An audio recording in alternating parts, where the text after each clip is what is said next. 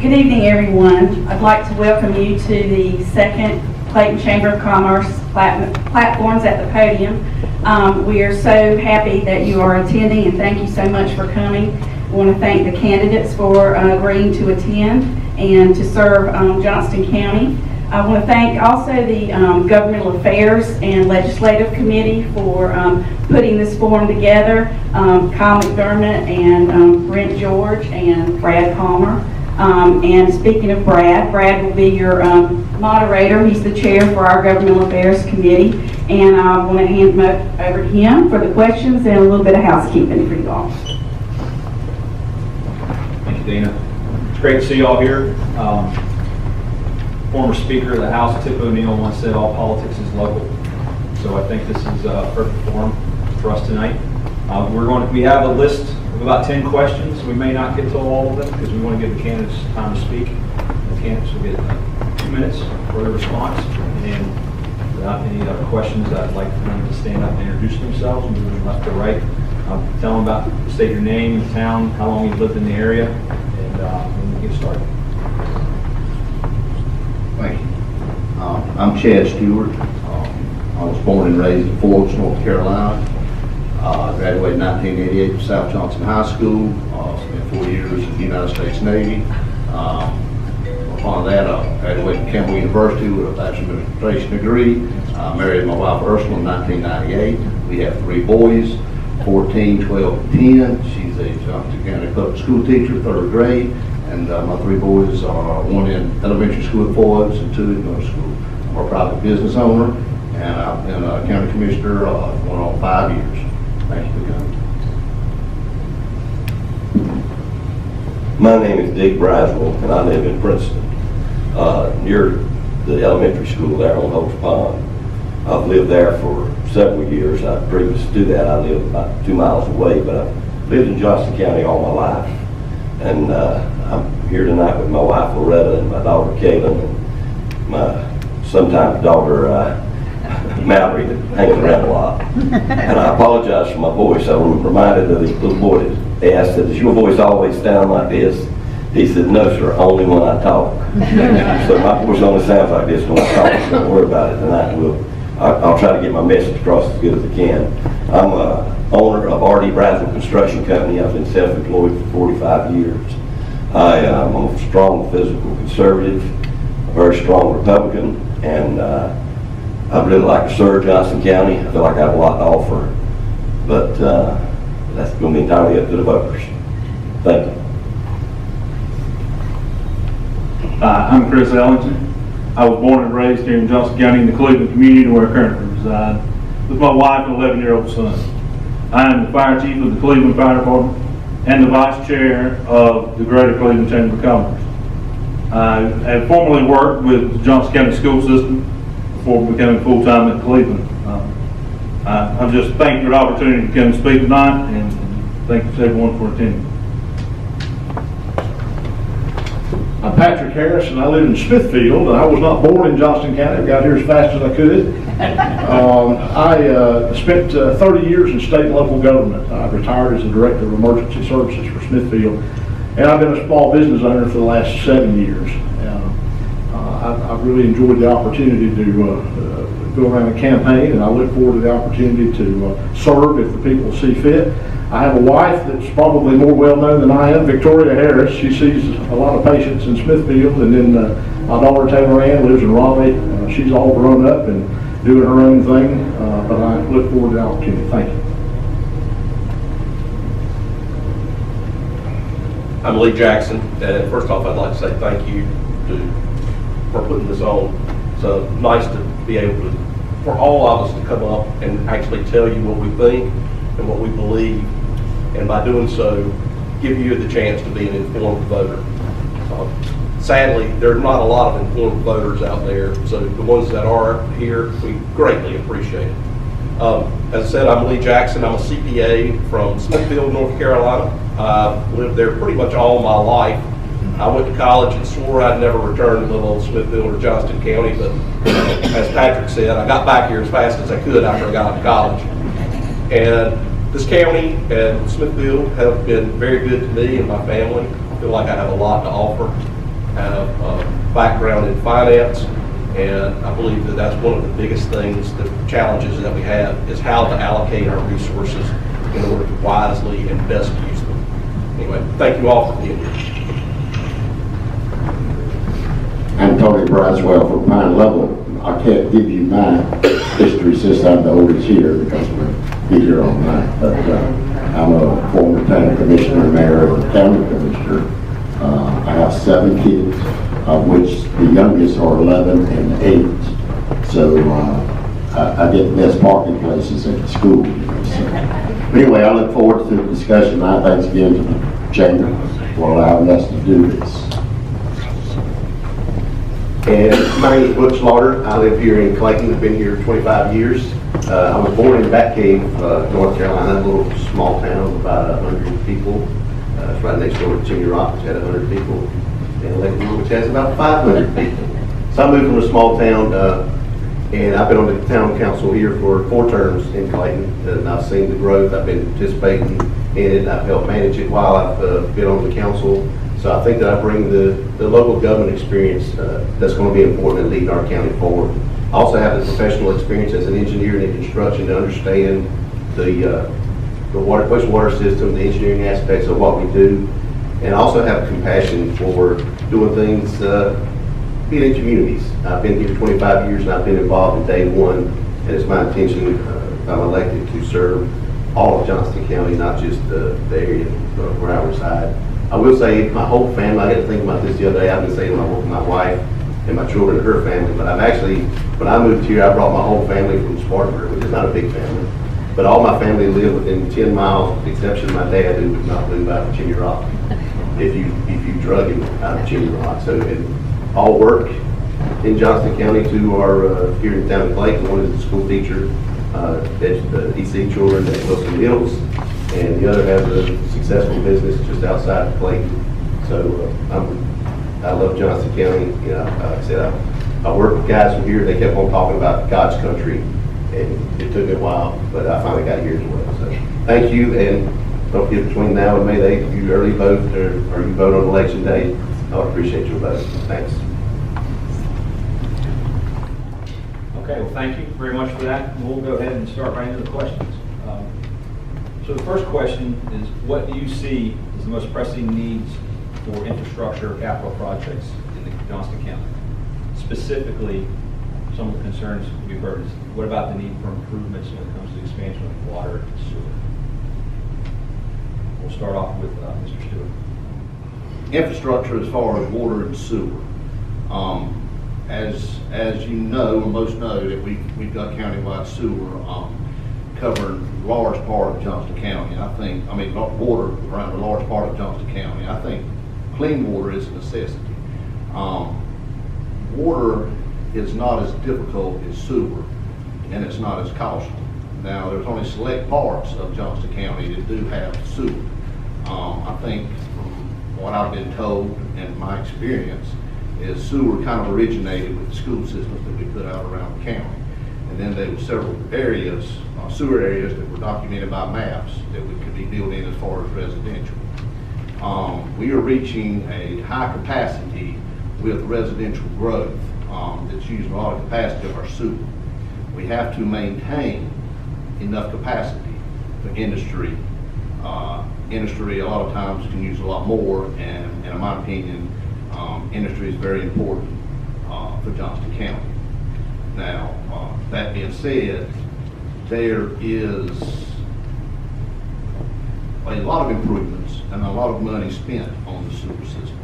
And I think recently we approved $333 million worth of sewer, new sewer treatment plant. The location is undetermined right now at this point. This will take some more studying, but help is on the way. It's costly, and we're going to have to pay for that system in some form or fashion. So that's my take on the sewer. Next question. Yes, same question. Water and wastewater are very important elements of growth. Our growth is projected that by the year 2022 to exceed 250,000 people in this county. With that growth, there's going to come potential for new industry.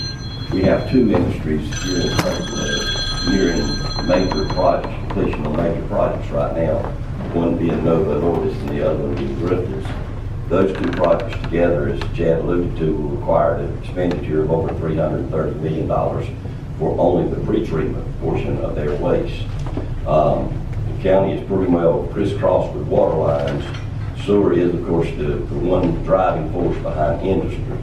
A lot of times, residential can be located where septic tanks will work, but a lot of times the industry, most times the industry has to have the wastewater capacity. We have a lot of pump stations in the county now that are at 130% of their capacity, which means they're pumping more, it wears out the pumps faster. We're going to have to do something, and we have to do it fast. With this growth that's coming, we've got to start to plan now to have the facilities in place by the year 2022, because that's not going to happen in 1 year or 1 day. It's going to come over a period of time, and we have to be using our money wisely, spend the money as wisely as the people would spend it if they were allowed to keep it. So our water and sewer facilities are sporadic as far as the sewer. It's more sporadic out in the county, and as Chad alluded, it does have a tendency to spring up around schools. There has been some private investment, and I think we're going to need to look at probably some public-private investment for future expansions. I know the county has bought a significant amount of land on the Neuse River opposite where the current treatment plant is, and they plan to build a mega plant there. But I think we're getting fast to the point that we're going to have to improve our sewer all throughout the county. Thank you. Water and sewer issues are going to be vital to our economy here in Johnston County to allow the continued growth of our communities and our county, industrial, residential. It all is going to play into this water and sewer issue that we have. Most definitely, our sewer issues are more crucial with the new stipulations put in housing and building, and the sewer use of residential. Our sewer needs are growing every day still, and a sewer treatment plant and the growth is going to be vital to our growth in our communities. As we go through this, you're probably going to hear things reiterated over and over and over with 7 candidates here. Thank you. Thank you. Well, obviously, as it's been stated, I mean, water and sewer is vital. One of the things that I really would like to see if I'm fortunate enough to serve on the Board of Commissioners, the last number that I was able to find was 48% of the people leave Johnston County every day to go work somewhere else. And I would love to see some more job opportunities here in the county. So, you know, with that comes the need for a good infrastructure. I think it's time for meaningful conversation and a long-term plan. And I do believe that public and private partnerships is probably a good alternative to at least explore to satisfy that. You know, the water plant purchases water from Smithfield and surrounding areas now because they've already exceeded the capacity of the county. And so these are some of the things that we really have to have some conversations with. And I think involving all the players, you know, the developers, the real estate folks, the citizens. I mean, let's have some conversations on where we want to go and what we want to do. You know, a lot of areas we're working on certified sites to market to industry. And with that being said, there has to be good infrastructure in place to be able to market those sites.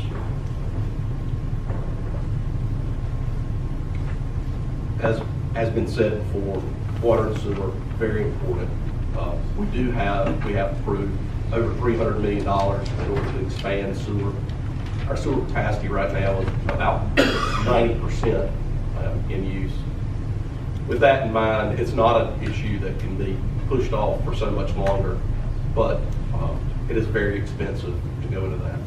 Another area you were talking about, the question was about capital improvements, is the school system has identified over $200 million of capital needs that they have. And that's something that we've always addressed with bond funding. I'm sure that is how we will continue to address it. But at the same time, I think that we need to go into and look at new ideas and new opportunities for financing of schools. just beyond that in order to try to get ahead of that curve. Because currently, y'all looked at any or heard any of the people in charge of the school system talk about it. Every time we build a school, it's at capacity the next day, the day after it opens. And so we need to look to find some way to get at least caught up, if not ahead of that curve, because we are going to have 300,000, 350,000. We're going to have more people continuing to come to our county, which is a good problem to have. But anyway, I do believe that that is one of our other biggest capital needs. Sadly, sewer and water is done by permitting, and the water comes out of the use and wastewater treatment goes back into the use. It's a pretty long process, and I agree with all, it's time to start determining what kind of expansion you're going to do. The water from the wastewater treatment plant that goes back into the use is cleaner than it was before it ever came out. But there's permitting, there's nitrogen issues in regard to sewer. Also on capital improvements, natural gas has got to be important for Johnston County, especially in other areas that anticipate or need industry and growth. Natural gas has got to be a component in regard. Now that's the public sector, but the issue is getting access to natural gas so that areas east of 95 can also grow. And we're commissioners for all the county, and we're concerned about Clayton, and we're concerned about all of them. But I think somewhere along the line, natural gas has got to be on top of this. I'm going to take a slightly different take. I agree water and sewer are very important. I think that probably the extension of sewer, as far as we put it in the county, has probably created some of the sprawl that we have now. And being from a municipality, and I would want to bring the other towns into it and cooperate with them and kind of push some of that more dense development towards the towns. But the more critical piece to me is the wastewater treatment. Without the wastewater treatment capacity, you don't have growth. And we have competing growth. We have residential growth. We also have industrial growth. So how do you balance that? We've had some recent big expansions right here with Dribbles and with Nobody. We have one more of those expansions. Our sewer capacity is gone and gone for a long time, so it's important for us to balance that. In Clayton, what we've done is we've looked to other outside sources. We've looked to Raleigh. We've looked to the county to help balance that out. And I think as a county, we need to start looking at some of those options. Is there something in Harnett County we can do? Is there something with Wayne County? And try to do that, because there's only so much nitrogen you can discharge into the Neuse River by the regulation. So, and it's not just Clayton, it's all of Johnston County, it's Raleigh, it's everybody in the Neuse River basin. So there's a limited supply of that. And we need to get ahead of that curve. I know we talked about over $300 million on doing that, but I think we need to look at ways regionally of cooperating. We just had a summit here about 3 months ago with all the Triangle region. And the number one thing they were asking, what's the most important thing? And my answer was water and sewer. Because without that, you don't have any growth. Our second question is, there are many Johnston County residents that commute to other counties outside of Johnston County. And what specific policy proposals or changes would you try to facilitate in order to broaden employment in Johnston County? We'll start off with Mr. Braswell. We have a migration of employees to other counties because they're getting raises above and beyond what Johnston County is willing to pay. If I'm elected, I will evaluate why that happens when counties with smaller economies than Johnston County do will pay our employees more and take them from us. Now, having said that, we're talking county employees. When you look at the overall general population, we need to encourage industry. That goes right back to what we talked about before. We've got to bring in, we've got to be able to facilitate those industries when they come. Just having the people is not enough. We have to have the facilities, the roads, the water, the sewer, even the natural gas, to bring those, to attract those industries to this area so we can provide the jobs that people are entitled to. I personally know some county employees that just recently left that, were offered $13,000 to $15,000 more to do the same job they're doing in Johnston County. And granted, there's a building boom going on everywhere in Apex, Raleigh, Harnett County, Wilson County. They're hiring employees everywhere they can find them. So we need to keep our well-trained employees here at home, and we need to create opportunities so people that do go to other areas to find jobs can come back home and work and retire here in Johnston County and be near their families. One thing that I realize is firemen, a lot of volunteer firemen are away from their post where they volunteer at because they're working out of the county. So that puts us at another disadvantage during the day. And I've learned a whole new respect for firemen in this campaign because I've learned a lot of stuff I didn't really understand about firefighting and how the firefighters work and what kind of devotion they have to our county and how much money they truly save our county.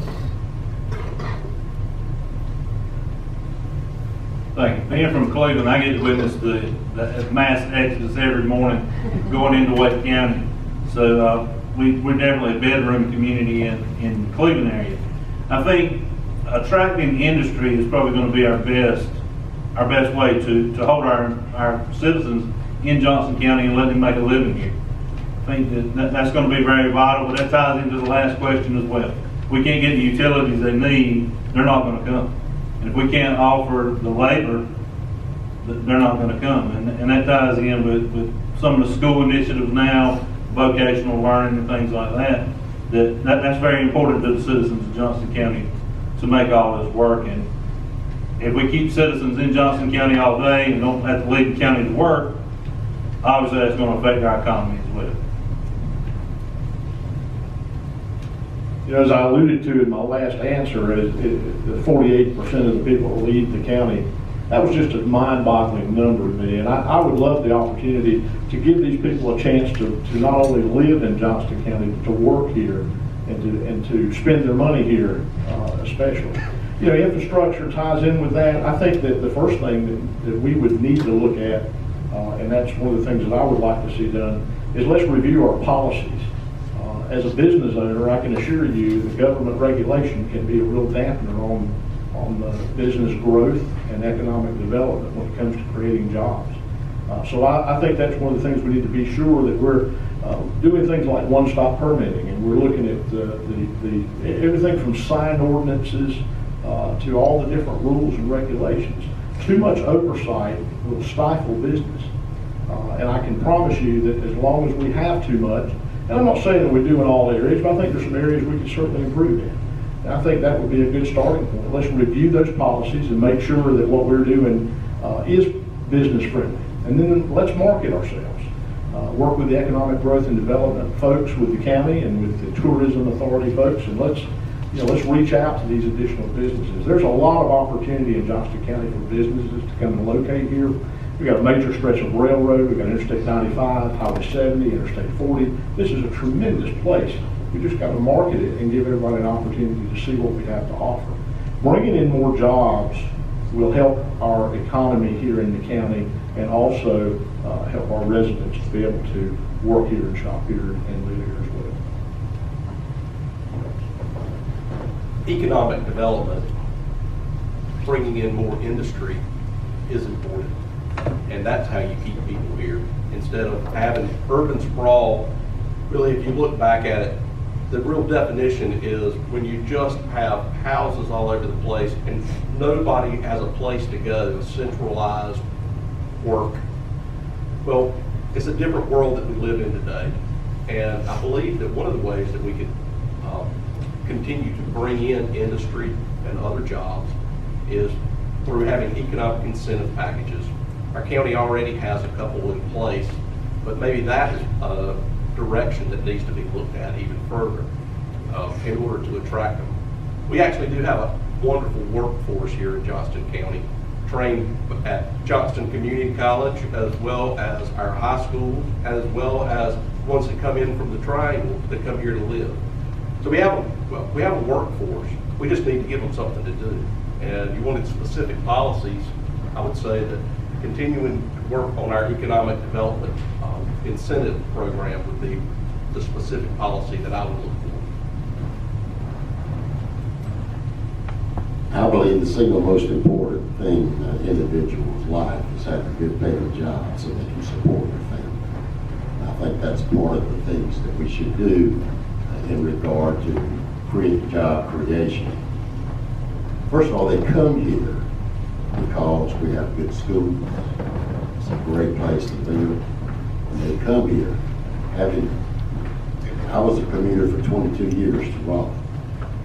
And the traffic in Raleigh, I could get back to Johnston County Pine Level quicker than they get to North Raleigh because of all the bodies. So they understand that they come here.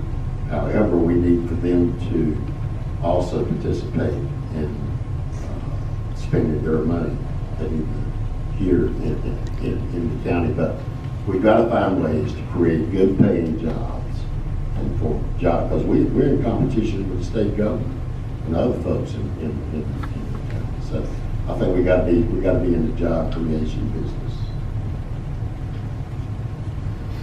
Well, just looking down the line here, I think I'm probably the only one who goes to Wake County 5 days a week at least to work. And because in the industry, I'm in the engineering industry, and what I do, particularly in the environmental industry, there aren't any companies located here to work. They're all in Raleigh, Wake County, Durham, in the Triangle area. So I commute every day because that's where my job opportunity is and where I need to be. 20 years from now, as we grow, I think you'll see offices developing out here.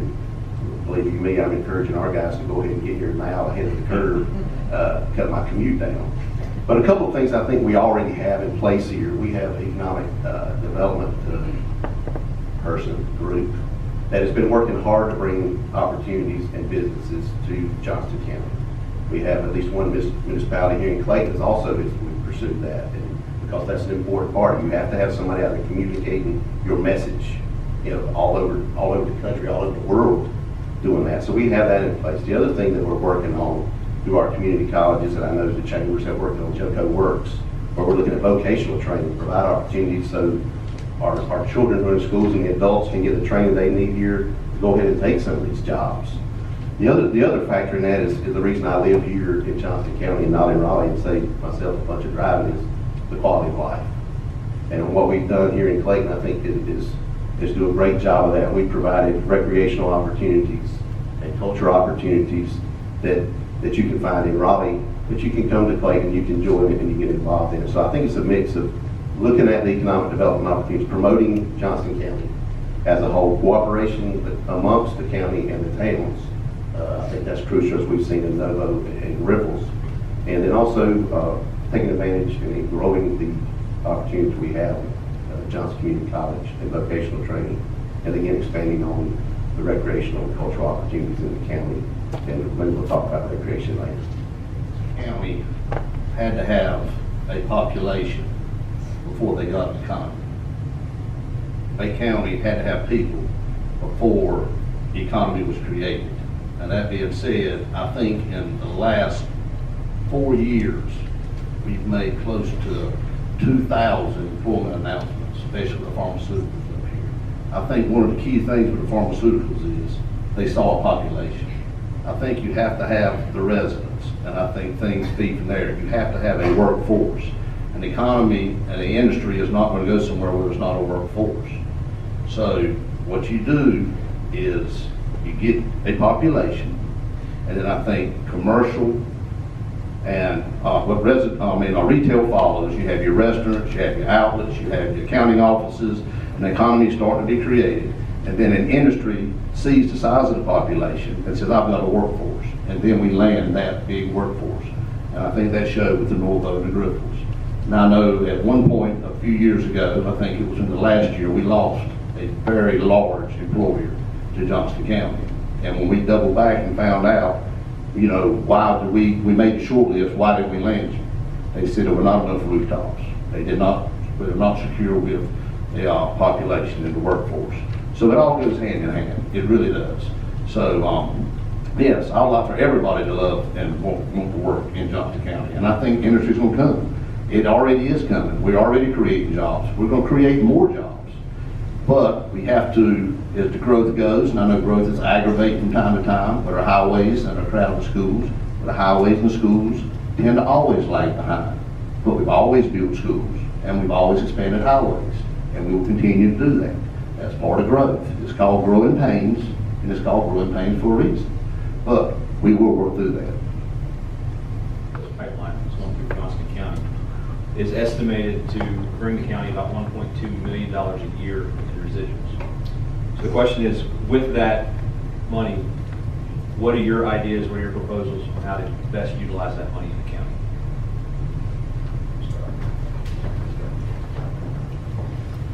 That's a very good question.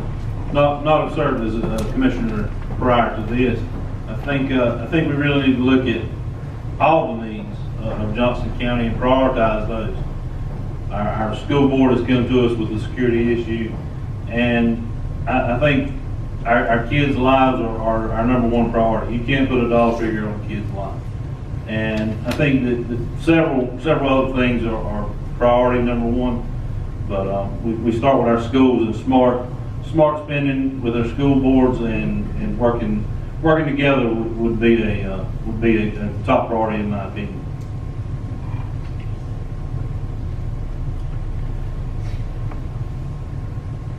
I think with the with any stream of revenue that comes into the county, and certainly that seems to be a brand new option that needs to be researched and looked at. But there are a lot of needs in Johnston County.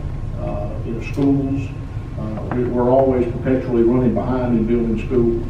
I know just looking at our county budget, about 99% of the county's debt service is for the schools that we've built. So I think ways of looking at opportunities to grow the infrastructure, grow the schools, or address our water and sewer issues, utilizing that money. And there's some other ideas that come to mind that we can better utilize the money that's coming into the county. And I think this would be part of that. Any revenue streams, I think we need to be creative with those and be good stewards of the taxpayers' money, try to make that money go as far as we possibly can. And I think this is just another opportunity to take that into consideration when we look at growing our infrastructure. Well, I would like to see us use that money, and it does all flow into one bucket. But now that we have this stream of income, for us to look, it's part of what we should use for economic development. Many years ago, some wise people started attracting griffles, which back then was biles, before it became several other names. And then we had Novo came here. A lot of those things, the reason they came is because people 25 years ago, they created an area out there, a special zone called the RTZ. And they did that with the idea that if we build it, they will come. And I'm not saying that we have to go do the exact same thing now, but if we were to invest some of this money that we're going to get, that's kind of a windfall that we didn't necessarily expect to come, and invest it, maybe you could be able to use it so that people can tap into the new natural gas pipeline, or use it to attract additional industry, or invest it so that we have certified sites here in Johnston County, or even consider doing a land bank situation because the price of land continues to rise. Anyway, I think that you should invest that money in economic development, and I believe that if you do that, some of the other questions that we've already asked will be resolved. I agree partly with Commissioner Jackson. Two things. Half goes to economic development, the other half goes to recreation. There has not been a recreation bond submitted in this county since 2008. Now, more and more people come to this county, and they won't be amenities of parks and recreation. We all need open space. The county's got a policy now for open space funding, which they pay in lieu of open space. But we've got to expand the parks. Now, the county also places a huge responsibility into the towns, into the recreation committees to carry on the recreation inside the counties. They need funding. They no longer have recreation grants anymore. So I Again, there has not been a recreation bond which passed by 76% in 2008, since 2008. And we got to quit kicking that can down the road and move towards providing that service. I would say with the funds that come from that, I have three things that, since it's tied to economic development, the reason that we're getting that, I won't say it's not a windfall, but it's a new tax stream. One is putting it back into economic development. We've seen that to be effective. I think that's underfunded now. I will a little bit disagree with Lee. And part of my job of going around, I've seen other counties, communities who've invested heavily in industrial parks. And I've seen those parks sit there for decades. So I like the idea of certified sites. I don't know land banking, but from getting some certified sites ready with natural gas that we can promote to industry and bring those in. The other's our school system. I think there's opportunity there that we can take and look at the vocational, not just JCC, I mentioned that before, but also in our high schools to start providing that vocational training there. And the other one I'll pick up on what Tony said is recreation. You know, I've heard it said by commissioners before that the towns are doing a great job. I'm telling you, as a representative in Clayton, have been involved in Parks and Rec for 25 years, it's a burden on the town when more than 40 or 60% or 40% is coming from out of town, and yes, they're paying some fees, but it does not pay to buy the land for the parks. I would love to see the county invest in a Parks and Recreation director, not to get in programming, but to look at grant opportunities, look at connecting them out to Sea Trail. You talk about an economic opportunity. I mean, I see it in Clayton every day where people are coming from Raleigh and stopping in Clayton because the trail is here. But if you can imagine running that through the county and the opportunities for business to spring up, small businesses, I think the opportunities there that we should look at doing more with the money for recreation. So I think you've got the economic development schools and providing some recreational opportunities that would be, that money should be used for.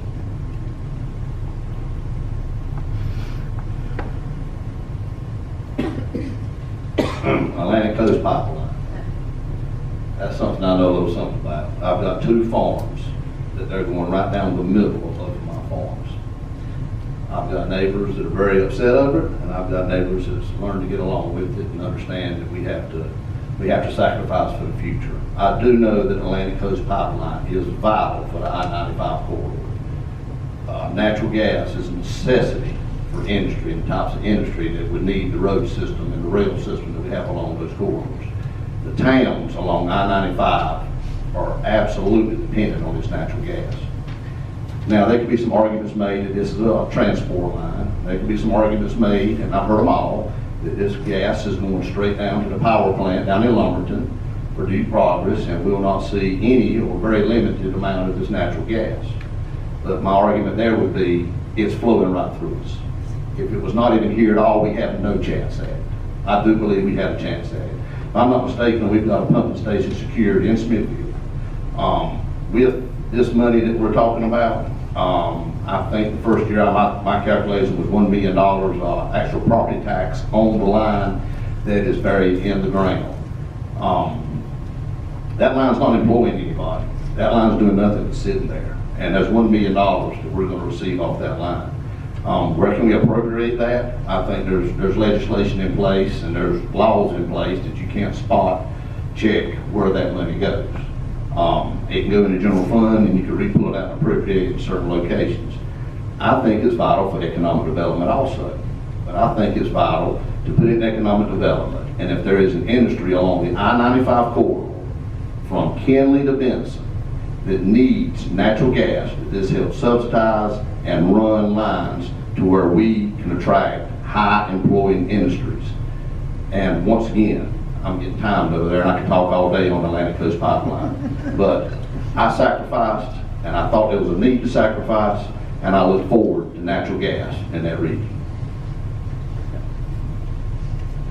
I too feel like that the revenues from the natural gas pipeline should be used for economic development. I would have some mixed feelings about schools when you first brought it up, but we have to continue to attract industry in this county. And if we're going to attract industry, we have to have facilities in place. That pipeline, as the others have alluded to, will bring in the needed gas the industry will need to run their factories, their boilers, whatever they use the natural gas for in their plants. Some of them use it for smelting processes and all. I would be very much in agreement with putting this money into the general fund reserved for assisting industry when it comes in with tapping onto that natural gas and keep that fund available so we can utilize that gas line that is taking up so much of our private land through the county. Proposals and spending, so I want to move into another topic, taxes. So the question we have is, do you think the current tax burden on county level is too high, is about right, or pleasantly low? And are there any changes to this, the current revenue stream that you'd like to see made? We'll start off with Mr. Harrison.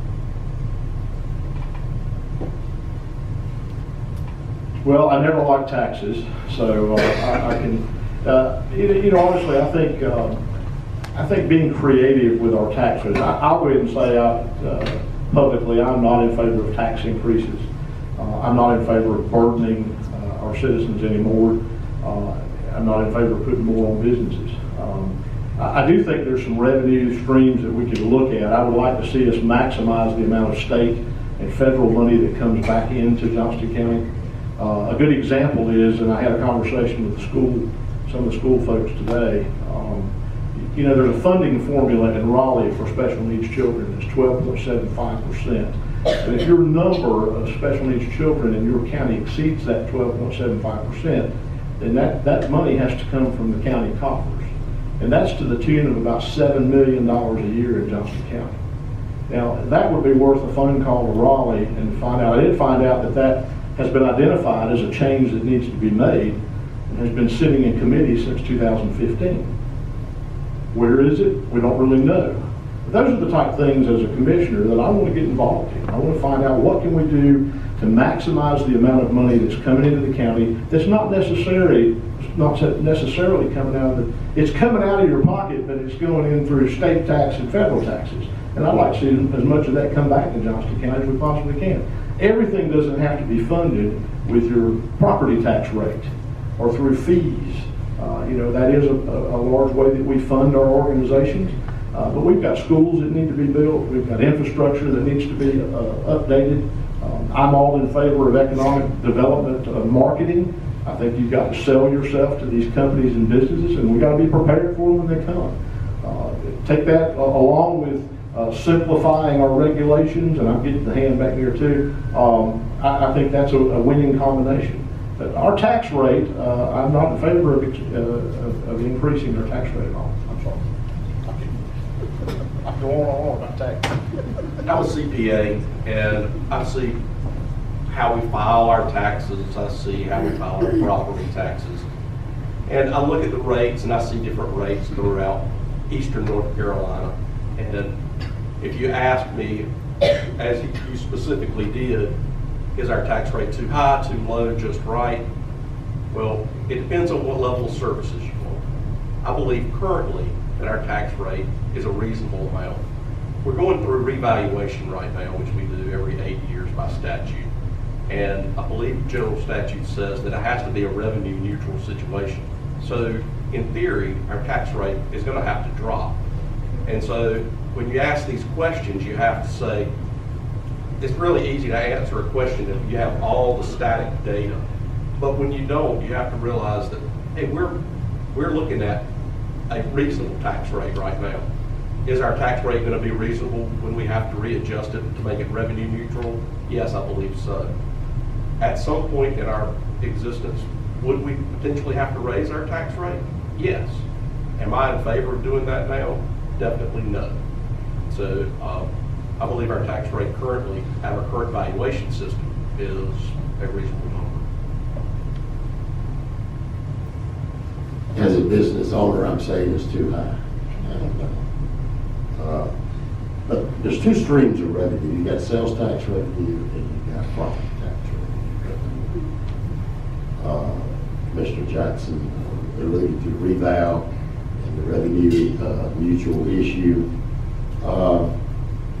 It seems to me as growth has occurred in Johnston County and the number of retail outlets that we have in Johnston County, and understanding that we get revenue from sales tax, that I think we need to take a look and see what is just right. I think that's where we need to be. The question is just right. I'm not sure that I can answer where it is now or where it should be lower. But also we got to look at the fund balance of the county governments.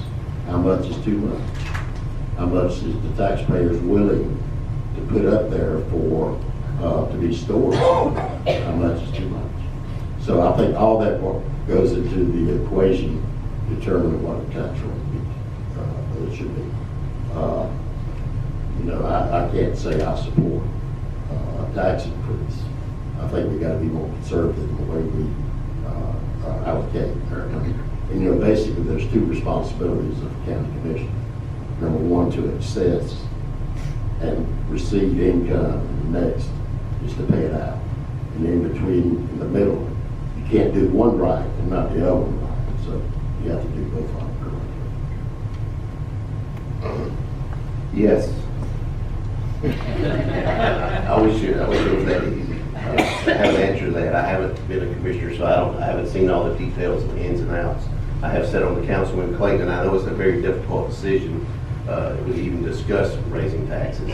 I do think sometimes we hold on to a tax rate as being a magical thing, and I think we wind up underfunding things, and we catch ourselves behind on schools, infrastructure, and all that.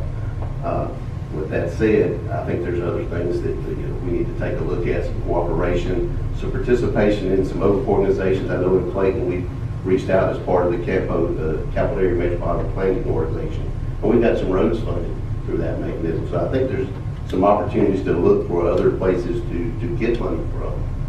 And I think looking forward with the revaluation and not having sat there, I think that's an opportunity to take a look at how do we increase our funding if we can maintain the tax rate where it is. I definitely am for that, but at the same time, I need to be realistic and know that we keep maintaining a low tax rate and keep getting further and further and further behind. And at the same time in Clayton, I've seen if you can explain to the people what they are getting for their money, even with the tax increase, we've seen it here in Clayton, you let the people know what they're going to get for their money, what this is going to mean. And for the most part, if that's something they're willing to pay for and they value, you will see that they're okay with it. But the problem is you have to explain that. You can't just randomly increase taxes and expect them to buy into it because they're like all of us up here. We don't want to pay more taxes than we got to pay. But we've got to look at the county as a whole and figure out where that balance is and how do we get there and how do we maintain the level that we need to maintain of our fund balances.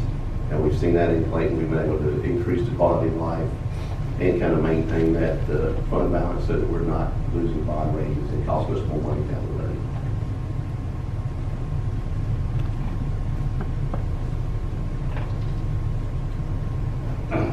Let me tell you a little bit more about myself. My father was a 14-year commissioner. He passed away in office, and I was appointed by the existing Board of Commissioners to fill his seat before I got reelected 2 years later, or be elected 2 years later. And I was probably the youngest one on that board, not to sell anybody out by a few years. And they got me in a room and said, boy, we're going to tell you something right now. There's two numbers you better always remember while you're on this board, and that is 15 and 78. And I said, what's 15 and 78? And he said, our fund balance will not drop below 15%, and our tax rate will not move from 78 cents. I said, okay, I get it. So that has been beat into me for 5 years, and with the passing of some loved ones, I've inherited some land, which I'm very fortunate of, which also means a lot more taxes to pay. We have to stay within a financial model. Our fund balance has crept up. It's got a lot of mechanisms that go along with it, with our bond ratings and the $31 million we've saved in interest over the years on bond rating. I mean, it's a balancing act. 78 cents is a number. The number's in my brain. I can't hardly pay the 78 cents. I'm a small business owner. My wife's a school teacher, and I've had a tax burden put on me, and it's all I can do, and the most hated thing I have to do is go down and in January, pay my property tax. I know it has to be done, and I appreciate the services from it, but I'm absolutely don't intend on paying any more than property tax. I too pay a large tax bill to the county every year, and I feel like I get sufficient services for what I pay. I wouldn't want to pay any more. But when you do the revaluation and you leave the rate the same, it is effectively a tax increase. And what we have to know is with 250,000 people coming in the next 4 years, well, not that many, but increasing to that many, we have to plan now and we have to act now. There's going to be some money that we're going to have to spend. Right now, our courthouse is busting at the seams. The clerk, we've got a new judge that's already been assigned to our district, and there's no room in the courthouse for him. We have our DA's offices working, the assistant DAs are working in 6x6 cubicles, some smaller than that. We need more space in that courthouse. We need a new jail. You heard a lot of talk about the land that we're going to buy for the new jail.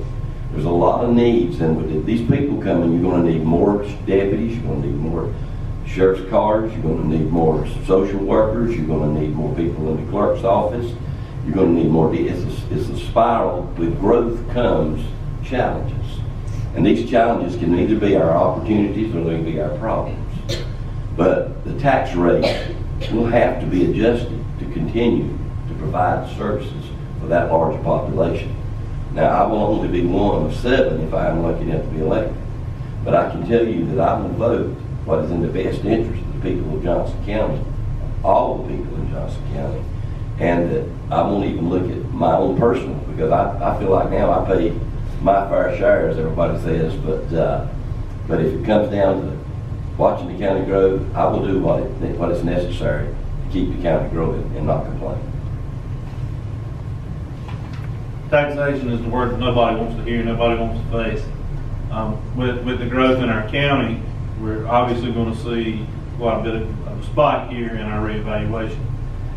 Do I think the tax rate is about right? I do. I think it's about right. However, I think we're going to face these growth issues that are going to make us do some kind of adjustment one way or another.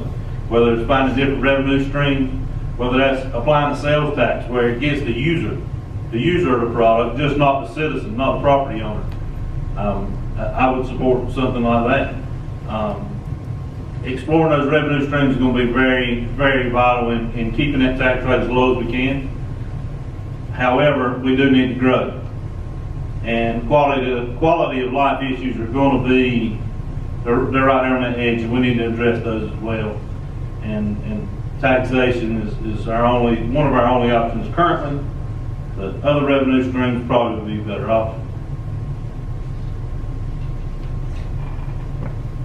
The next question is, some of you have already mentioned it before, is the Parks and Rec. The county does not have an established Parks and Rec. It's left up basically to the municipalities.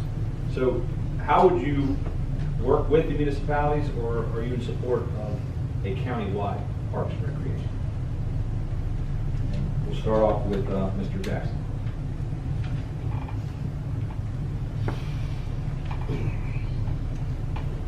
Interestingly enough, about a month ago, I met with the director of Wayne County Parks and Rec, and found out there's a lot of creative ways that we could have a county-wide Parks and Recreation department. You see things that Mr. Lawter mentioned earlier. You spend all this money in a town, and then all these other people come in to use that.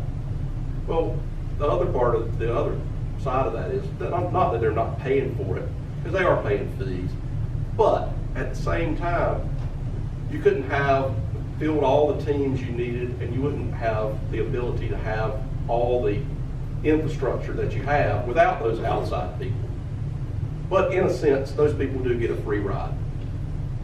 There is a way that we could go out and we could have a county-wide Parks and Rec, have infrastructure in the county, parks, other walking trails, other things, and use that money for those specific purposes, as well as in some manner I don't want to say rebating back to the municipalities, but in some manner compensating them for the use of their facilities.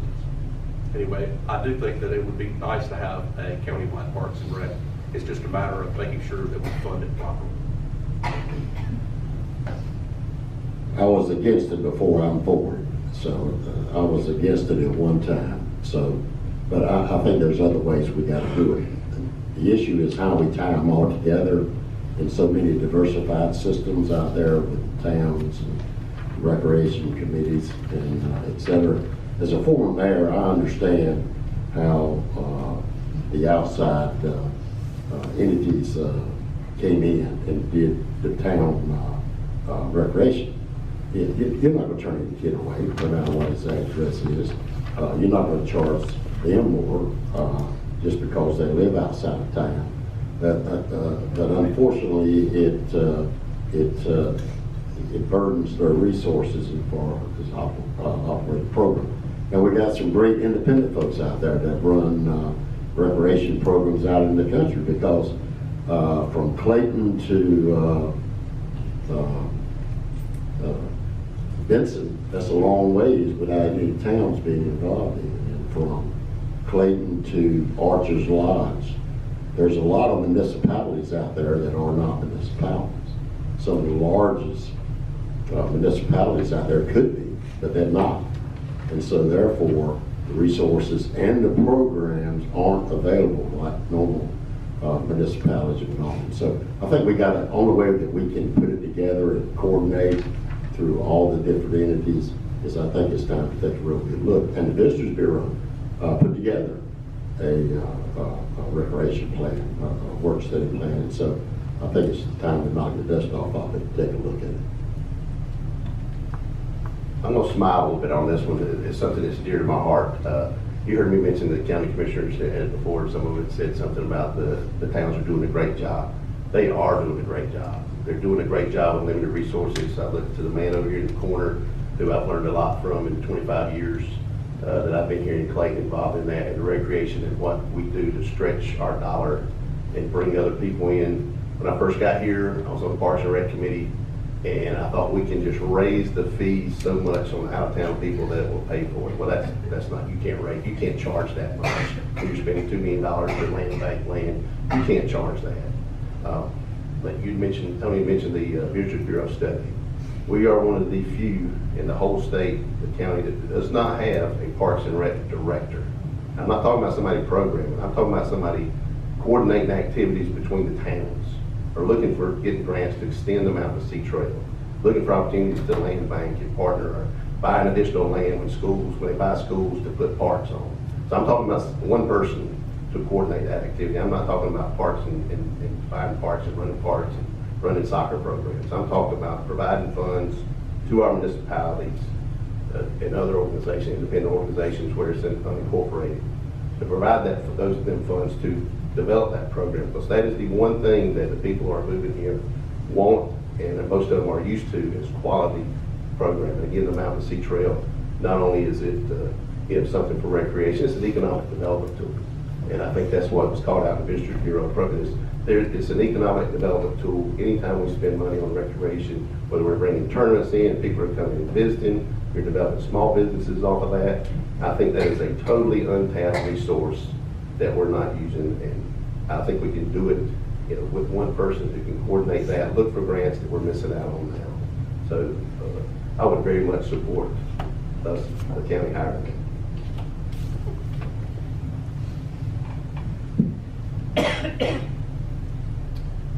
Parks and Rec is something that I have been somewhat involved with in the last 5 years.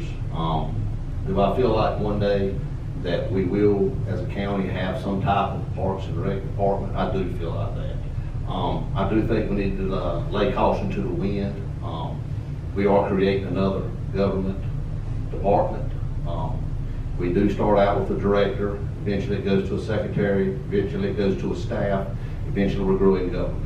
And I'm not saying it's a bad thing. Eventually, I think with our county, we're seeing it. I think that we need to be very cautious in our timetable and how we do it. We've got school needs, we've got this jail we've got to build, we've got growth issues, we've got a lot of pressing needs we've all addressed here tonight. I understand Parks and Rec. I've got 3 children. I was Parks and Rec. Let me rephrase. In my community of 4 Oaks, we don't really have a Parks and Rec department, so to speak. 4 Oaks citizens have always looked after our ball, basketball, football. It's localized. We raise money. The town subsidizes us so much. I know some other towns might operate that way. Somebody mentioned Meta. You know, Meta, that community does it all on their own. As a county, we've been very good about subsidizing them. In 2007, there was a mention of a rec bond passed. With that rec money, we subsidized these communities. McGee's Crossroads, the towns were able to get some of the money. You had to apply for it, and you got the money and used it. We got something called open space funds. When the developers come in and they have to leave so much open space, well, if they want to use all the open space, they pay $400 to a fee in lieu. Well, that money gets built up. It was built up a few years ago to $1 million. We took that money and redistributed it through high school districts. We got, I think, roughly 8 high schools. And what they did was allow to apply based on the number of developments in their community on a ratio. So I think the system we got a pretty good system, but I do foresee eventually a Parks and Rec. This is a matter I've given a lot of thought to. And if you're outside the ETJ of the municipality, you're under county jurisdiction when you develop a subdivision. You're allowed 1.5 lots per acre to build your home on. If you have city sewer or you have municipal sewer on that property, there is no minimum lot size. The county does not dictate a minimum lot size. To give you an example, there's a subdivision on Cleveland Road recently completed. It has 90 lots on 20 acres. The lot size is roughly 75 by 125. That leaves 40 acres of the 60 acres that you can grow crops on, you can grow timber on, you can have it for pasture land, graze cattle on, but there are no real restrictions other than you cannot build on that open space. I have thought about this in depth, and I think that if you got that many lots in a 20-acre span, if you put 10 more or 15 more lots in that subdivision, allow that developer to develop 10 or 15 more lots and pay a substantial fee for developing those lots into a recreational fund. And he still has to keep the rest of the land in open space, but pay a per lot fee for the additional lots. It would be substantial. So you would have that money in a recreational fund. And if all the developers did that, and you may find some developer that has the right spot, the exact spot is central to 3 or 4 developments, you could take the land and give him an advantage or a credit for the land, and let him go ahead and deed that land to the county for a park. And then you take the money from the others, and I don't think, it wouldn't take too long to have the money to have a Parks and Recreation Department. I feel like Parks and Recreation ties right in with quality of life. In the Cleveland community, we're exploring a Parks and Recreation district, and we're not a municipality, and that's something we've taken upon ourselves. But our citizens that are moving into our county expect a certain level of opportunity, and I believe Parks doesn't only provide ball fields and things like that. It involves passive parks, things for adults to do, walking trails, and things like that. And that's going to become more and more important as we move on and we grow in our county. And I think it's something that we definitely need to explore. And the revenue stream, maybe it's not taxation, but maybe we get back to some other avenues that we can pull some funding from. So, Parks and Recreation is a high priority, and I think this is good for our youth as good as our adults. So. I believe the future of Parks and Recreation in Johnston County is going to be a model of cooperation between the county and the municipalities. And I think more and more working together with what's already existing. I think that we do need probably a coordination on the county level. And I'd like to see more active involvement from the county, working with the municipalities that are doing Parks and Recreation programs now. I think funding for that is certainly there's a lot of different models we could look at. I think there's areas that we could, relook at our revenue streams and look at our budget and see what could be freed up. I'll go back to the 7 million, and that was just an afternoon's conversation. If there's other areas like that we could maximize, pretty soon, 7 million here and 7 million there, that's real money at some point at the end of the day. So I think the money's there. We just need to work on doing that. As we enhance the quality of life in the county, it will bring more business and industry in, schools, quality of life. I mean, those are things that are so important to the vibrance in our county. And I think all those things need to be in our forefront of having conversation and working together with those. As far as the county parks and recreation director, I think that's probably a good approach to have to that, and work cooperatively with the infrastructure that's already in place. Continuing with this theme of how we cooperate in the county, there are several great municipalities in this county. How would you as a commissioner bridge the gap when it comes to the competing interests between municipalities to promote a county vision? What does that county vision look like? I'm sorry, we'll start with Mr. Braswell. They have to be stakeholders in what we do. First of all, we all understand that city residents, municipality residents, pay county taxes also.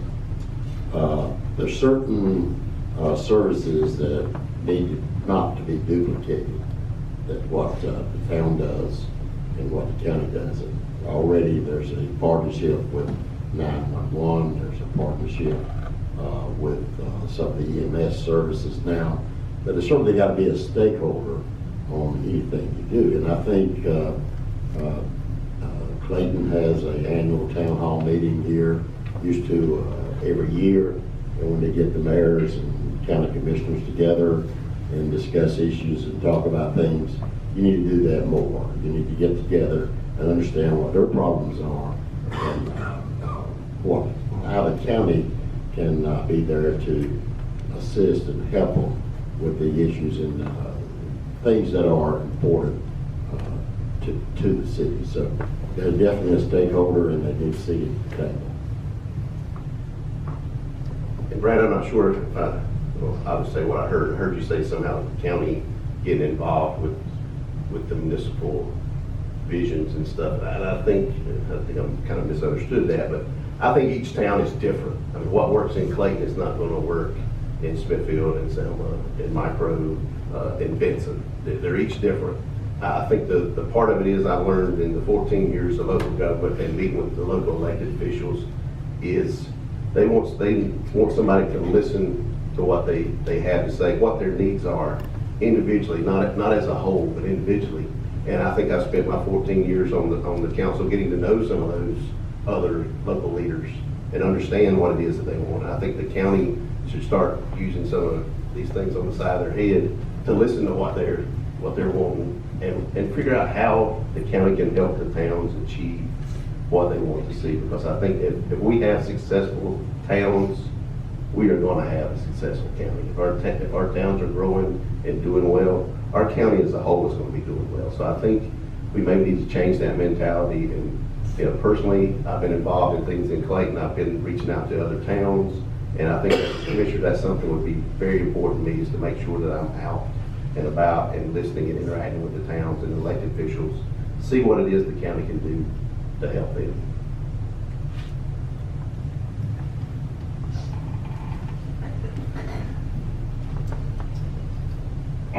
The towns. Like I said, I was born and raised in Four Oaks. When I say born in Four Oaks, obviously we don't have a hospital, but I'm using it as a figure of speech. Nothing I care more about than small towns. We have, there's a line there between a county commissioner and town representatives. I mean, you don't want to come run roughshod on how towns do business, but you want to be supportive of what they need and what they require and expect from the county. And I don't think there's a person up here that wouldn't agree that we would want what's best for these towns, and we want to hear what they need. And, quite frankly, I have meetings all the time with Benson, naturally in Four Oaks, Smithfield. I'm having lunch with town leaders, mayors, and I say, hey, what can we help you with? What you got on your mind? What she needs? I don't care how far-fetched it is, pitch it to me, it's doable or it's not. It's just communication. I think that it needs to be equal communication between town councilmen, mayors, chairman of our board of commissioners, and commissioners to communicate the needs, and let's figure out if it's doable, if it's not doable. As far as Clayton, I can tell you, Clayton does it all right. I'm not saying it because I'm in Clayton. I'm saying it because I'm affiliated with Smithfield, Forbes, Benson, Selma, and you are what they want to be.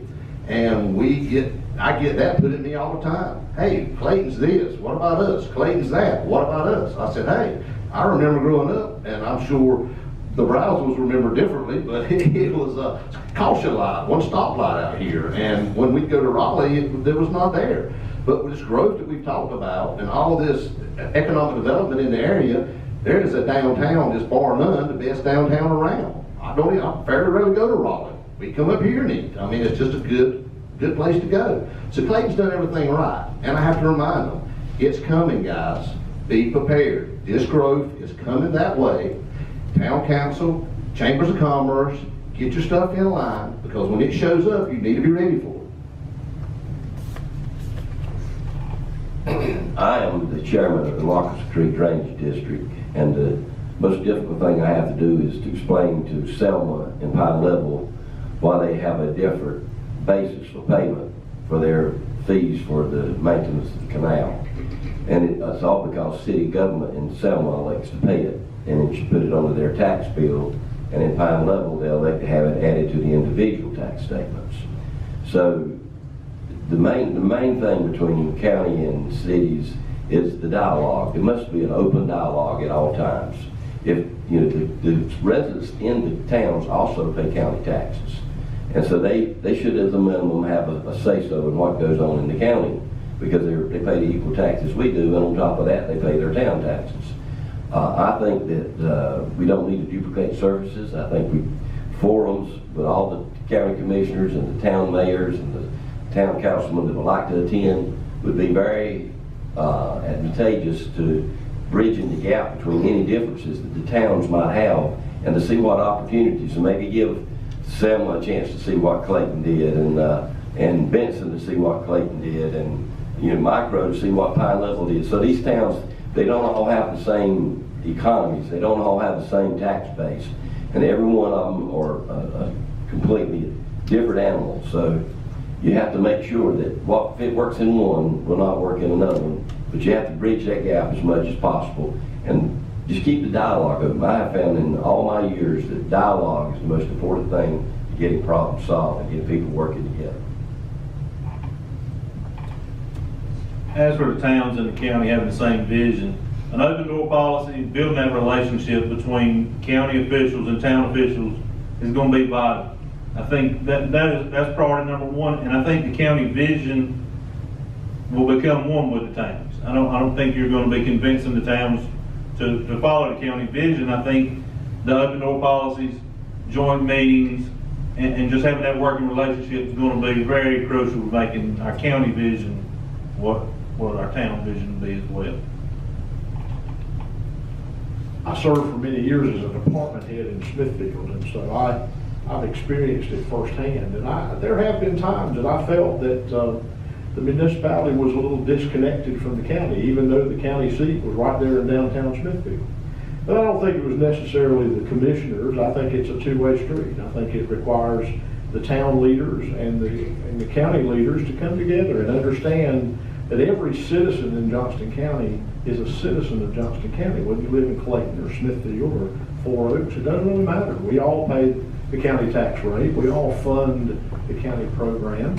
And I think that spirit of cooperation, I've always been a bridge builder. I like to build bridges with people. I like to bring intelligent people together and come up with plans and strategically decide what we need to do to move forward. So I see a spirit of cooperation between the municipalities. There's some great things in all the towns. Yes, Clayton is fantastic, but they're doing some good things in Benson. They're doing some good things in Selma and Cook County. We can all learn together, and I think as a county organization and as a county commissioner, it's part of my responsibility, if I'm fortunate enough to be in that seat, to help bring those people together. And let's have that open dialogue. And I think it needs to happen more often. truthfully. More interaction together, and not a duplication of service, but maybe an enhancement of the services that are provided by all the towns in the county. Because as a county commissioner, I'm just as interested in seeing the municipalities grow as I am the rural areas as well. I served on the Johnston County Visitors Bureau for 6 years, a couple of those years as chairman. One of the years as chairman, I made our special projects committee go town to town and location to location in order to make sure that we were servicing the entire county. And it's a big county. You don't find out how big it is until you start running a county-wide election. But this place, drive from Archer's Lodge to Benson or Kinley to Clayton, you find out how big this place is. And so there's a lot of diversity here. And when we started our special projects committee, going out to different locations, I found out a lot of information about different places in our county. And I think that's the biggest thing that we can do as county commissioners, is not be stuck in our one little spot and just be king of our own little fiefdom. That's not our job. Our job is to represent everyone in the county and to give a voice for each one of our districts. I think that continuing to spread ourselves out amongst the county and listening to what everybody has to say is very important. Since I've been a county commissioner for only 6 months, I've been to a Clayton Town Council meeting, and at that we learned about the fire needs, and those needs actually intersect with the county needs. So I've also been to Smithfield Town Council meeting. I've met with the mayor of Benson. I've met with the mayor of Wilson Mills. Anyway, so I think what we have to do is we have to continue to be out and about and find out how we can help and how that basically maximizes the use of county funds and municipal funds. Thank you. And the question is education. Education is a priority. I know from being an educator in Johnston County a while ago that it's a constant priority in the county. And how would you change, or what solutions would you provide to address this rapidly growing student population, not only to improve the quality of education, but safety as well? You had to start with me on that question. Obviously, all my children, and actually my wife too, grew up going to schools public schools in Johnston County. And I wish I had the answer to how do we catch up with the schools that we need. I mean, it's critical. They're underfunded. There's some limitations on what the state has placed on the county being able to charge fees to kind of catch up. So I think the real important part is, going forward, the relationship between the commissioners and the school board. I think that it's probably fair to say that it's always not been the greatest of relationships. But having been on the outside, not a commissioner, and being as a town councilman, I have been able to interact with our school board members to see things that we are asking for in Clayton. And I think it's the ability for the school board and the commissioners to work together. And I think we bring in the planning department in the county and figure out in the municipalities, and figure out what is the best places to put these schools. It's not out where there's nothing. Let's move them closer to the towns, and let's not run infrastructure out there. So I think, to me, the key is going to be looking at that relationship, a cooperative relationship, and building a trust between those two, so there's not a suspicion of every time the school board asks for something, we're looking for where the hold is, where the money's going. And at the same time, I think the school board needs to trust that the county commissioners do have the best interest of our schools at heart, because that's our future. We talk about the economic development, and that's where it is in our educational system. So I don't know the answer to how we fund that at this point, because I haven't said on the commissioner know where the funding is coming from. But I do as personally make a commitment to providing all the funding that we can for our school system.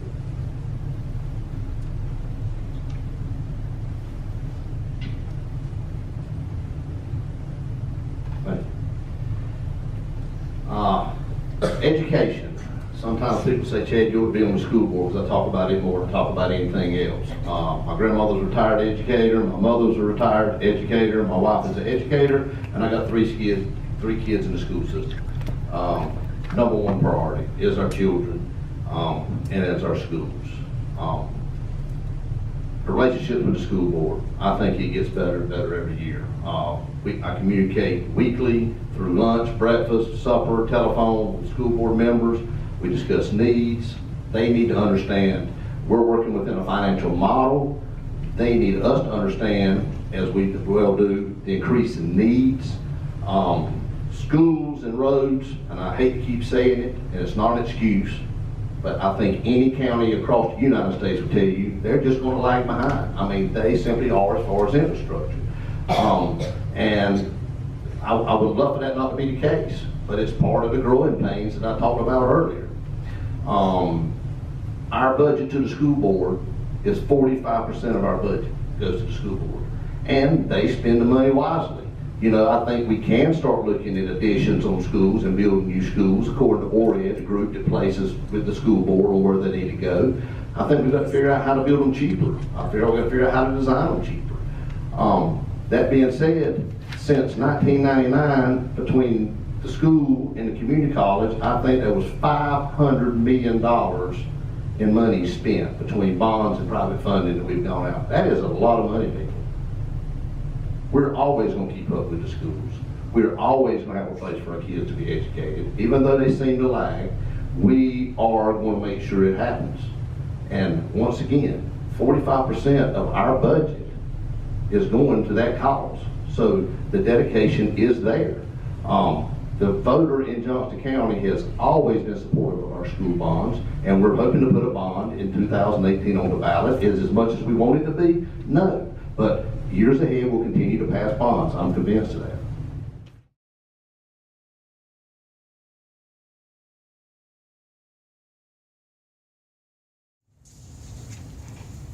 As an average citizen out campaigning, I hear a lot of things and talk to the general population seems to think that there's an adversarial relationship between the school board and the county commissioners.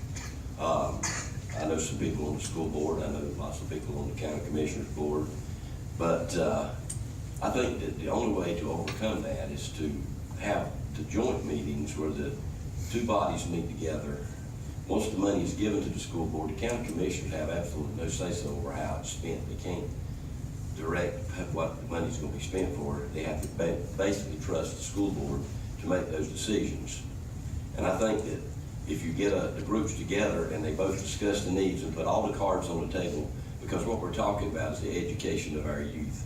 Also, I hear that this school is more desired than this school because seems to be better education, or the students seem to get they're more prepared for college if they come from this particular campus as opposed to another campus. And I think we need to do something to address that. And I don't really have an answer, but I would defer to the specialist and study, and I'd only be one on the board of 7, and I can only make one vote, but my vote would always be an educated vote that I felt was in the best interest of all the people in Johnston County. Safety in schools, I have a 10-year-old daughter that's in this auditorium tonight, and I'm not more concerned about anything else in my life than I am the safety of that child. And I know when I went to school, I didn't have that problem. But I think it's going to be a joint effort between the school system, the parents, the county commissioners, the school board. We're all going to have to work together to make our schools safer. It's going to require some give and take on the part of parents, some more understanding because of the tighter security situations that will be at the schools. It's going to be, more understanding for the times that it takes to get in and out of the schools. But I'm being told I got to quit.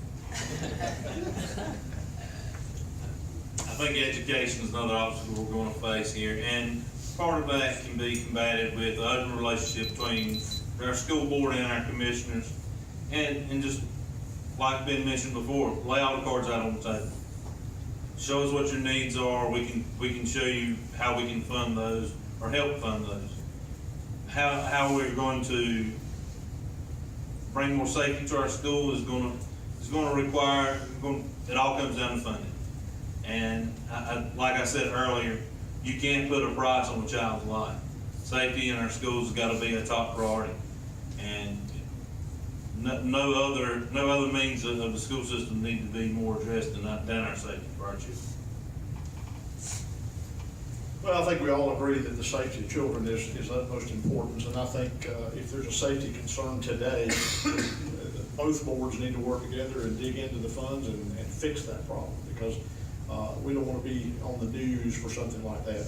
As far as funding the schools and education going forward, it is so important that we educate our children properly. We give them proper facilities to be able to attend classes that are conducive to learning. You know, when I look at the county's, $216 million roughly budget, about $85 to $90 million a year goes to the school system to cover their operation plus the debt service on the schools. And I look at another $20 million going to social services. There's a lot of money that's moving around, and I found out today that social services, $12 million will be changed next year. It'll be at $12 million less, because money that's coming in from the state for the daycares is now going to be going directly to the daycares, not passing through the county. So, you know, I first say, let's look at all these revenue funds and let's plug some leaks. If there's any leaks out there, let's try to plug them. Let's get as much outside the county money coming in to try to address the needs of the county going forward. That's our state tax money, and I would much rather come back to Johnston County than to go somewhere else in the state. No offense to the other 99 counties, but Johnston County is my top priority. And so I think there's some creative ways that we can look to address the infrastructure needs for our schools, to take care of the safety of our children. And I think that the commissioners need to work cooperatively with the school board. I was at a school board meeting this afternoon, and I can tell you there's some great things being done with our children. And to see what they're calling restart schools and the passion of the students that were there and the teachers that were there, they are working so diligently. And I was just so proud to be there. It was very heartwarming. I'm getting the way back there too. But I can tell you, as a commissioner, there would be nothing better than to work cooperatively for the betterment of our children. As Commissioner Stewart said earlier, I think that I have more people talk to me about education than any other topic. It's not important. People think as long as they flush their toilet and everything goes away, then they don't need to talk to the county.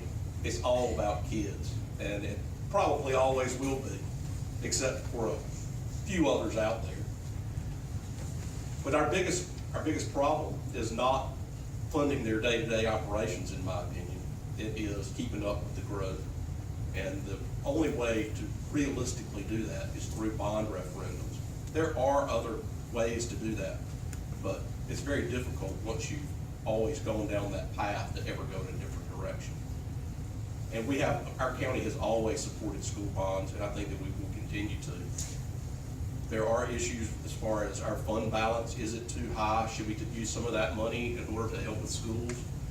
There's room for conversation with the school board on that, and with community college, who also has needs. You're not going to get anyone on this board, this panel, to say anything negative about school safety, because it is on the forefront of each of our minds, and it is something that we are all willing to address, no matter which one of us is elected.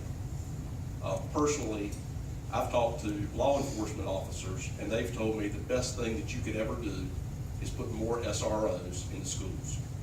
And I believe those people. If you remember what happened just recently at West Johnston, it was actually the SRO that went out there and dove on top of some of the students or the kids that were coming into the school. So if it had been a lunch lady standing there, that wouldn't have been stopped. And I think you need to look at more mental health in the schools and more SROs, as well as the physical portion. My friends over there at the Board of Education have got an awful lot of unfunded mandates coming down that they have to fund. If we could ever get to the point where we graduate as many as we enroll in kindergarten, we'd be in a great place. That's not going to happen. It's not going to happen anytime. I think we really need to have a conversation, the commissioners need to have a conversation with the Board of Education in regard to the footprint and the model of schools they're building. I don't think we can any longer afford to build $49 million high schools and they be out of capacity in 2 years. Just don't think we can do that. I don't think we can continue to build sprawling campuses because I don't think they're safe either. But I think there's seriously got to be a conversation about how the model and the footprint of the schools will be. Realistically, in 2050, there would be an elementary school sitting here, there'd be an elementary school sitting here, and a high school sitting here. That would solve all the problems of bus pickup, where they pass by the same house 3 times, picking up 3 different children. So I think there's a lot of conversation to be had. Surely the funding, they're under tremendous pressure for teacher pay in Johnston County. And the only way the commissioners can do that is allocate money, and hopefully they'll use it for teacher supplement.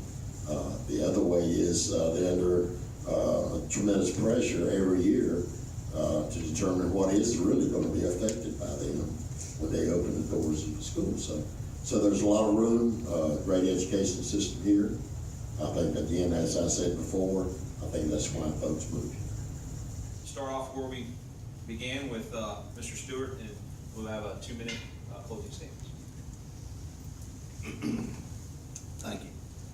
We talked a lot here tonight about individually what we would do and what we wouldn't do. We've answered a round of questions that we fought through and give the best answers in 2 minutes. It probably could have took an hour on each one to get anywhere close to the answer we'd like to give.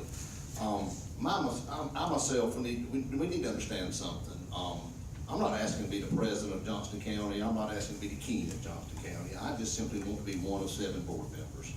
And I think the most important role in what is a great attribute of mine that I take pride in is my accessibility to the people. Through my day-to-day activities, through my job, I work in a garage on 301 highway with a lot of traffic.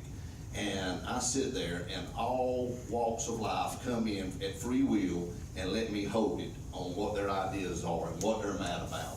I'm at church activities, ball games with my children, I'm at birthday parties, weddings, and I can also say in the last 5 years, at an event that there was more than about 15 people at, a political county question came up. It came up, and basically, I listened to the concerns. I listen to those concerns, I bring them back to my fellow board members. Hey guys, this is what I'm hearing. What are you hearing? This is what I'm hearing. That's how you govern as a board. These answers, yes, we'd like to see this, we'd like to see that. You know, that's great. But at the end of the day, we have to make it happen as a whole county. We're divided up in districts for a reason. What I might be hearing down in 4 Oaks, Meta, Blackman's Crossroad, I'm sure is not what we're hearing in Clayton or at Archer's Lodge. But you know what? We bounce that off of one another. What's important? What are you hearing over there? I like to call it, we check the temperature. What's the temperature like over here on this topic? Oh, this is going, we do that. And we formulate ideas, and we help guide our staff, our finance department, our utilities department, our zoning, our planning, our building. We don't dictate or mandate to them. We help guide them with what we're hearing from the general public. And I take pride in that, and I appreciate your vote on May 8th. Thank you for coming, and thanks for the opportunity to speak. I have, as I said earlier, been the chairman of the Marcus Creek Drainage District for 22 years, and as Chad alluded, I get calls at night, calls during the day. I have to run out to this farmer's field and see what he's done to make the drainage block up. Most of it's something that's pushed in the ditch. But I have a deep desire to serve the people of Johnston County. I've lived my entire life in Johnston County. I have a lot of friends throughout the county. I feel like I've run my business, fed my family for 45 years, and managed to stay on top of the equilibrium balance there. And I want to give something back. I've been a very blessed man. My family, my community, people that are close to me have meant a lot to me, and I would like to be able to serve as your county commissioner. I feel like I have the business experience to offer. A lot of decisions are made, and they are business decisions that regard the day-to-day workings of this county. I can promise you that if I am elected, that every decision that comes before me, I will listen to it intently. I will weigh the pros and cons, and I will make a decision that is in the best interest of all the people of Johnston County. I do not have any allegiance to a specific group or specific person. I'm funding most of my campaign myself, and I feel like that, with the future growth here, we're going to need to expand the water and the sewer facilities, and that has always been my area of expertise. I'm very familiar with the county's facilities. I've built a lot of them over the years. I've maintained them over the years, and I want to be able to help make decisions that I've seen areas where we could have gone a little different fast. It might have saved us some money. And so I want to be able to be involved in making those decisions. But remember, I will only be one vote to 7. And I really would appreciate your vote on May the 8th. Thank you. Like Commissioner Stewart said, we've answered a lot of questions in a short amount of time, answered most of those with off-the-cuff answers, which is not generally my style. I want to put research into it. I want to hear from the citizens and what they want. I want to investigate things before I answer it. I've been a public servant all of my adult life in one shape, form, or fashion, and that's what I'm asking for. I'm asking to be the representative of the citizen. I want to be the voice of the citizen, and I have no agenda to move further into politics. I want to serve the citizens just of Johnston County, and that's my top priority. So I'd appreciate your vote on May the 8th, and thank you for allowing us to speak tonight and be at this meeting. I'm Patrick Harris, and I'm running for Johnston County Commissioner. And I spent 30 years in state and local government. I had as many as 127 people under my supervision during that time. I spent 2 terms as chairman of the Johnston County Republican Party. I stepped down back in December to run for office as a county commissioner. I've been a local business owner. I've created jobs. My wife Victoria and I sat at the kitchen table and drew our business plan and drew the floor plan of a 6,000 square foot facility that we opened in Smithfield. And we turned on the lights and unlocked the door with 0 customers, and we built it into a tremendous business. I bring a lot of experience to the table. I'm a bridge builder. I want to create those alliances with the people. And the way I view it is you own 7 seats at the courthouse. They belong to the people, and I'm just asking to serve in one of them. So this is like a job interview for me, and I'm asking you to hire me May 8th to represent you in the courthouse in Smithfield. And with that being said, I can assure you that I will spend every dollar of the taxpayers' money like I was spending my own. And Victoria can attest that I can squeeze a dollar now and make it scream. So I would appreciate your vote, and I look forward to it. Thank you to the Chamber for allowing us to be here tonight. It's been a real pleasure. Thank you. I'm Lee Jackson, and I'm a sitting commissioner, and I am asking for your vote as well. I want you to know that I believe that we should have smart growth in our county, that we need new conservative leadership, and that you should know I'm a CPA, and you will find many people that are more fiscally conservative than I am.